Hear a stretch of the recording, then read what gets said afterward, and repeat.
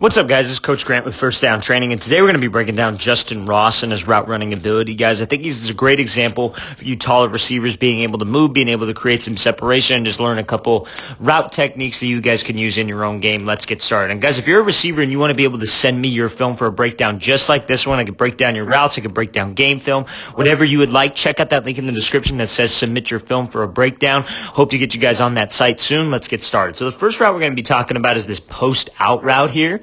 So let's watch it full speed, then we'll break it down. So I think the main thing is he's going off of this third outside, 3 steps to the inside, and then coming back to this out, getting out of this break to the post in 3 steps. So when we're here, right, and this DB's starting to bail, right, obviously in zone, eyes are to the inside, we want to make sure that I'm attacking his near hip. Another thing that he could have done here that you guys could also do, and there's many ways to run this route, right? I'm not saying this is the only way to run that route. Could have attacked this blind spot maybe a little bit more, get him to drift outside, and then make this break to the post and really get him to overreact. But we take this inside, it's not a big deal because he is going to end up breaking back out. So we want to make sure that I get him to really commit to this post. So when I make this break to the post, you see how he's here, a little bit of a head lean. Now he shoots those eyes to the inside. Eyes to the inside and commits his shoulders and commits his hips. That's the most important thing on any kind of a double move. Post corner, out and up, hitch and go. You commit those shoulders. And that's what's going to get this DB to try to bite over the top on this thing and get greedy. Now, he doesn't try to undercut it or anything. He's trying to just play this thing normally over the top. But when I sell it with my body and I sell it with my eyes, it's going to get a reaction out of him because he's not going to be looking at my feet. He's going to be looking at my body if he does look at me, right? He's in zone, so he's looking at this quarterback. So even more so the reason to turn my body, to turn my head, to make him feel me go to the post. I want everything about this to sell post, right? So now he's coming off to this post for 3 hard steps. He comes here, 1, 2, 3. Now, if it's a post corner, it's very easy to just break off at this 3rd step, right? So you're running a post corner and you got to go here, 3 steps back to the corner. You could just break off at this third step here. So again, we come off, we're break 1, 2, 3. You could just very easily break off of that left foot and get back up to this corner. But because it's an out route, it's a lot harder of a break to get out of. We're on a 45-degree angle. Now we're trying to get back to a 90. So we got to take maybe 3 steps at the top. So it's like we're snapping down.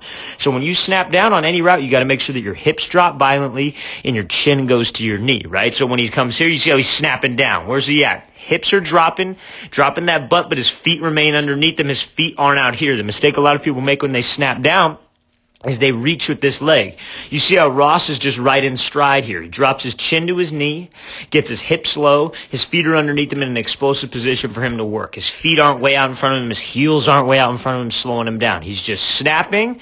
That second step's got to pivot you, right? This is a great job of getting that second step to pivot. All that serves to do is get your hips turned, and now his 3rd step can hook back around, and that's that drive step. So it's snap, pivot, drive to hook your hips back around. And now you see he's in a good position. DB overcommitted. He's going to be in a position where he's either got to open up or he's got a speed turn. In this situation, I think he should have sped turn out of there, but he goes with opening up. But we can take care of either of those by accelerating off this break, right? So when we snap, pivot, drive, we hit that 3rd step. We got to make sure I really push. We got to really make sure I drive off that hook step, and I'm pumping my arms to continue to get space because it's a race back to the ball. So you see how he's here driving those arms?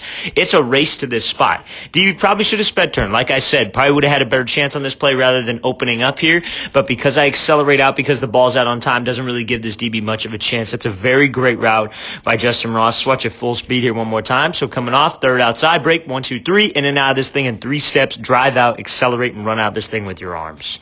All right, so this next thing we're going to be looking at here, we're going to be talking about this release. DB does not do a bad job of playing this. We're going to talk about just why he chose that release and how we go up for this ball. Okay, so you see the DB here, right? Inside leverage, kind of in this catch technique, right? Waiting for Ross to come at him, try to get hands on him and catch him and then force him into the sideline, trying to disrupt the timing with the receiver and the quarterback. So anytime we got this situation, right? The main thing is we want to attack his leverage and we want to attack his midline, right? So the reason why we want to do that is because it puts him either on the defensive or he keeps his leverage to the inside. Whichever it is, I want to come out, I want to attack his leverage, and I want to attack his midline. So you see Ross does a good job of that. he kind of gives this skip release, right? So this is a form of a hesitation, kind of changing up the tempo, trying to lull him to sleep, right? We had a great opportunity here because this DB is very tall, right? Not in the best base. So if I make this move real believable and I go 1-2, and you see how he really focuses on turning his entire body here, and he keeps his toes forward, that's a great cut, right? So I like that we closed the gap here. I like that we made this move. He's a little bit on this DB's outside shoulder, which can serve for this DB to have an easier time reacting to this thing, right? So he does not play this thing bad, doesn't get this DB to move, which is unfortunate, but I think if we square him up maybe a little bit more and we attack his midline a little bit more, get him on those heels, we're going to have an easier time getting separation, right? So it gives him a 1-2. Now I want you to see here, this DB, we should know as a receiver that if he's trying to force me to the outside, what hand is he probably going to jam with? He's probably going to be jamming with this right hand, right? So I got to have a plan with my hands that when he throws a hand up there, I got to be able to get it off. So you see what Ross does? He goes and slaps this thing away. He's attacking the wrist, which is a point of control, with his right hand, and then he's able to get hands off of him right here, which serves for an easier time on a jump ball, right? So we just got to know, because what the DB's trying to accomplish here, trying to force me to the outside, trying to wall me to this sideline, what hand is he probably going to jam with first? It's going to be that right one. So let's have a plan for my hands to get that right hand off so I could take this outside release, right? So again, attacking leverage, attacking that midline, giving him a 1-2. Could have squared him up maybe a little bit more to get a little bit more separation, right? But sometimes the DB just plays it well. That's just the reality of it. The DBs are going to make good plays. They're good DBs at this level. So sometimes that works, but we got to finish the play, right? And so that's what takes me to the next point here. When we got this ball, Ross is a bigger physical guy, right? So we're going to be getting a lot of these jump balls thrown to me. So you see when he goes up here, what does he go up with? He goes up with strong hands, goes up for this thing, catches this thing at his highest point, right? But that's the easy answer. That's what everybody loves to say. I'll go up and catch it at his highest point, right? But when we go up and catch this thing at the highest point, I want to be strong with my hands.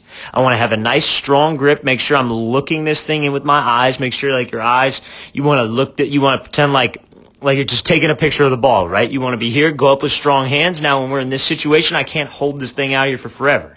I got to put this thing away quick, and I got to be violent to the tuck, because with this DB's in maybe a little bit better of a position, he's going to be swatting in my hands. He's going to be swatting at this ball trying to get the thing out. So I want to make sure I go up with strong grip and then put this thing away right now, violent to the tuck to make sure I protect this ball. It's a great route. Great job finishing the play here by Ross. Couple things on the route we could have done better, but that's why he decided to go with this release, because a lot of people know the releases, but they don't know why. They don't know why they choose it. They don't know what they're trying to accomplish. They just see it and they think, oh, I'm going to work that, but they don't know when to execute it in a game, right? We got to be able to know these releases, when to use them in a game, how to use them correctly. Obviously, that's the easy part, but when to use them, and what kind of a read are you? We can't just go out there and run all the releases in the book for a route that maybe I'm the first read on, where it takes a little bit longer, right? So catch technique, inside leverage. Let's close the distance with him. Let's attack that midline. Let's give him a 1-2. We're going to try to attack that midline, get him leaning inside just a little bit so I can have a plan with my hands to beat his right arm, take the outside release. Let's watch it again full speed. So coming off here, 1-2. Burst up to the outside, get those hands. Now he's playing catch up the whole time. Can't react to this ball. Catch and put it away. All right, so now we're going to be looking at this post route here. Now, I'm not going to speak too much on the cut or anything like that, because it's really just, simple route, simple post, but we're going to talk about this part of the route here, right? So DB's opened up, right? Probably got safety help over the middle. I think this play breaks down somewhat because there really is no help over the middle at all. So this is a tough play for this DB, no doubt. But I think the key here, whether it's any situation, whether let's say he's turned like this DB, like number one over here, whether he's turned and he's got his body facing to the outside, whether he's giving me the inside, whatever it is. But if I know it's man coverage, this right here is where my separation gets created. Top of the route, I got to be able to create energy. Now, I know there isn't so much of there isn't a move here. There isn't some flashy move. He's just working a simple speed cut and going. But what continues to get me separation is my acceleration out of the break. This is what a lot of people don't coach.